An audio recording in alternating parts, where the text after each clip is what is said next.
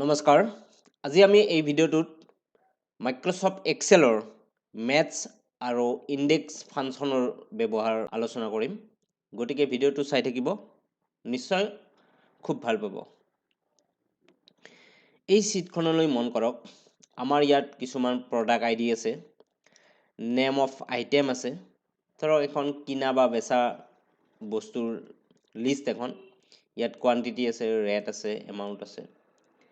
আমি যেতিয়া কোনো প্ৰডাক্ট আইডিৰ আমি ডিটেইলছ চাব লগা হয়, তেতিয়া আমি ওপৰত থকা এই প্ৰডাক্ট আইডিটো আমি যেতিয়া চেঞ্জ কৰি দিম, ধৰক 1003 নম্বৰ প্ৰডাক্ট আইডিৰ আমি নেম অফ আইটেমটো চাব লাগে। ইয়াত নেম অফ আইটেম চুজ কৰাৰ লগে লগে বুক দেখুৱাইছে।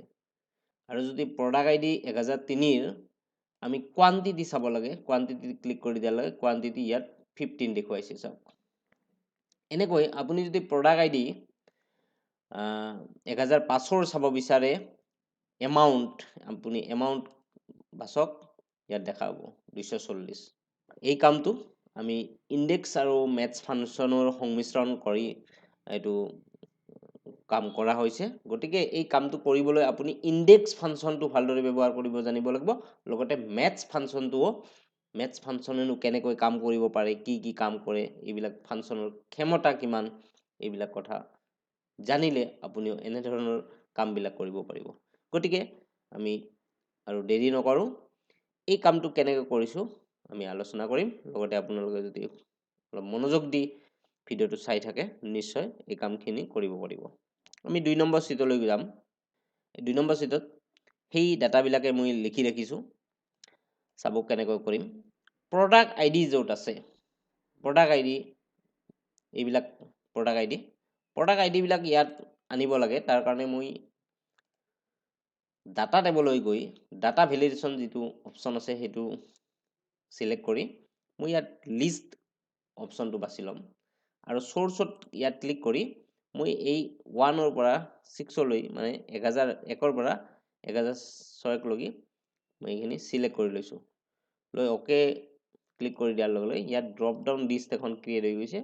এইবিলাক নাম্বাৰ ইয়াত আমি এতিয়া চিলেক্ট কৰি ল'ব পাৰোঁ। চাওক, তেনেকৈ এইখিনি হ'ল। তেনেকৈ হেডাৰ বুলি ইয়াত উল্লেখ কৰা হৈছে, মানে ওপৰত থকা এইখিনিক হেডাৰ বুলি কোৱা হৈছে। তো হেডাৰখিনিক আমি তাত আনিবলৈ ডাটা ভেলিডেশ্যনত গৈ পুনৰ লিষ্ট অপশ্যনটো বাছি লৈছোঁ আৰু চ'ৰ্চ যিটো অপশ্যন আছে তাত গৈ আমি এই যিটো product ID, name of item, quantity, rate, amount, এই ঘৰকেইটা আমি চিলেক্ট কৰি অ'কে প্ৰেছ কৰি দিছোঁ। এতিয়া ইয়াত আমি এইকেইটা বাচিব পাৰোঁ। এইবাৰ আমি কি কৰিছোঁ,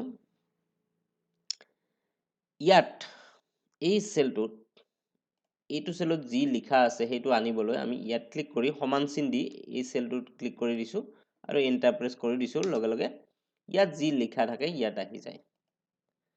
এতিয়া প্ৰডাক্ট আইডি যিটো আমি নাম্বাৰ থাকে, সেই নাম্বাৰটো আমি যেতিয়া বাছি ল'ম, বাছি লোৱাৰ লগে লগে 1002 বাছিছোঁ, ধৰক 1002ৰ নেম অফ আইটেম কি এই ঘৰটোত আহিব লাগে।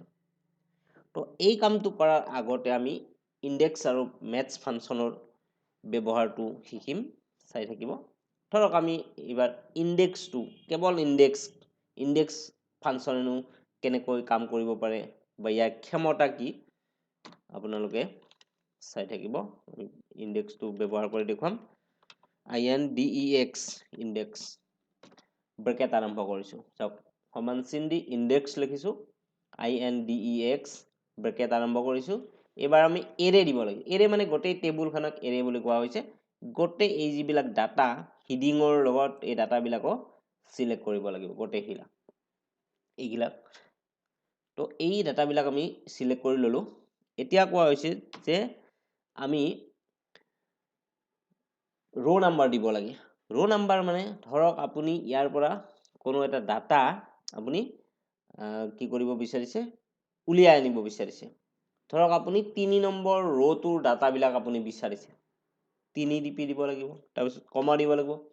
3 নম্বৰ ৰ'ৰ কোনটো চেলৰ মানে আপুনি ডাটা বিচাৰিছে, কোনটো চেলৰ বুলি কোৱাৰ লগে লগে কোনটো কলমৰ কথা আহি যাব। 3 নম্বৰ ৰ'ৰ কিমান নম্বৰ কলম, তো কলম নম্বৰ ধৰক আপুনি 2 দিব পাৰে, ধৰক 2 দিলাক।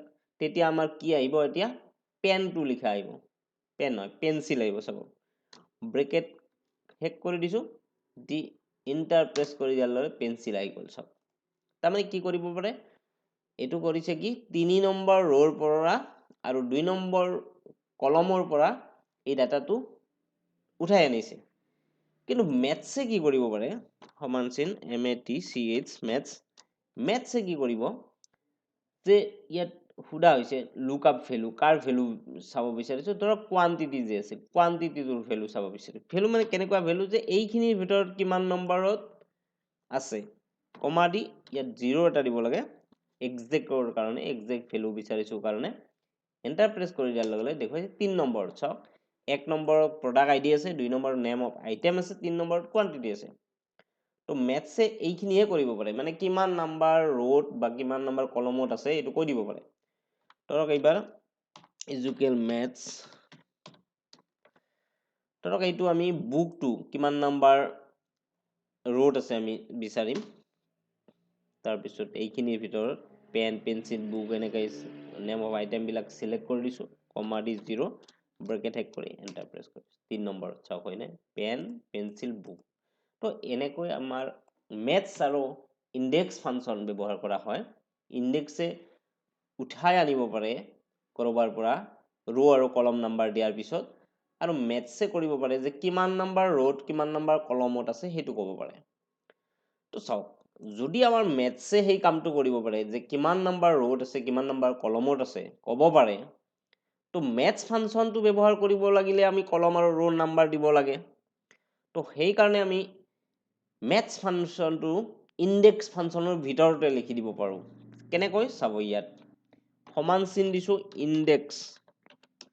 ইন্ডেক্স লিখিছো টেবুল এৰে মানে এই গোটেই টেবুলখন সিলেক্ট কৰিব লাগিব কমা এইবাৰ দিব লাগে আমি যে 4 নম্বৰ ৰো 2 নম্বৰ কলম এনেকৈ 2 বা 4 বা 3 কিবা সংখ্যা লিখিব লাগে আমি ৰো আৰু কলমৰ নাম্বাৰটো দিব লাগে আমি ৰো আৰু কলমৰ নাম্বাৰ নিদি আমি কি কৰিম মেথছ ফাংচন ব্যৱহাৰ কৰিম মেথছ ফাংচনে আমি বিচৰা সেই ৰো আৰু কলমৰ নাম্বাৰটো কৈ দিব তো এতিয়া মই ইয়াত মেথছ MATCH মেথছ ফাংচন ব্যৱহাৰ কৰি ব্ৰেকেট আৰম্ভ কৰি দিছো দি আমি ওপৰত যে 1002 লিখিছো তাত ক্লিক কৰি দিছো যে 1002 টো কোড আছে ক'ব লাগে কমা দি কোনখিনিৰ ভিতৰত যে প্ৰডাক্ট আইডি 1 2 3 4 এনেকৈ যে আছে লেখা 1001 1002 1000 এই গোটেইখিনি আমি প্ৰডাক্ট আইডিৰ পৰা সিলেক্ট কৰি দিছো দি আমি কমা দি আৰু 0 এটা দিছো এক্সাক্ট ভ্যালুৰ কাৰণে ব্ৰেকেট হেক কৰি দিছো কমা দিছো আৰু মেথছ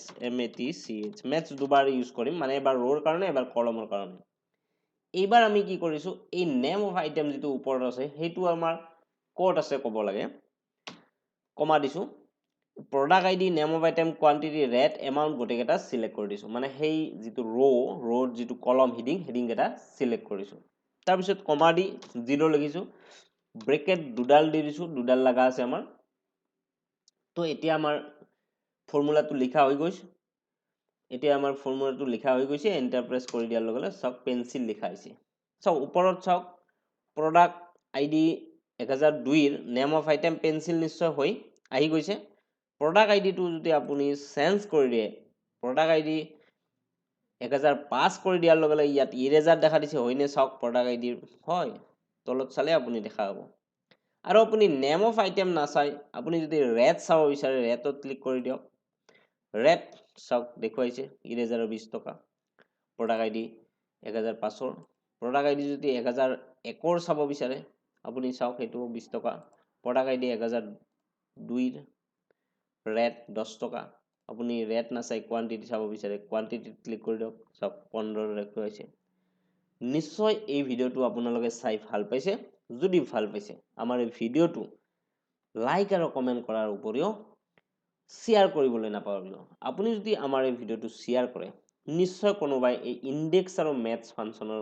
ব্যৱহাৰটো শিকিব পাৰিব গতিকে আপুনি হেলা ৰঙে এই ভিডিওটো শেয়াৰ কৰক আজিলৈকে ইমানে ধন্যবাদ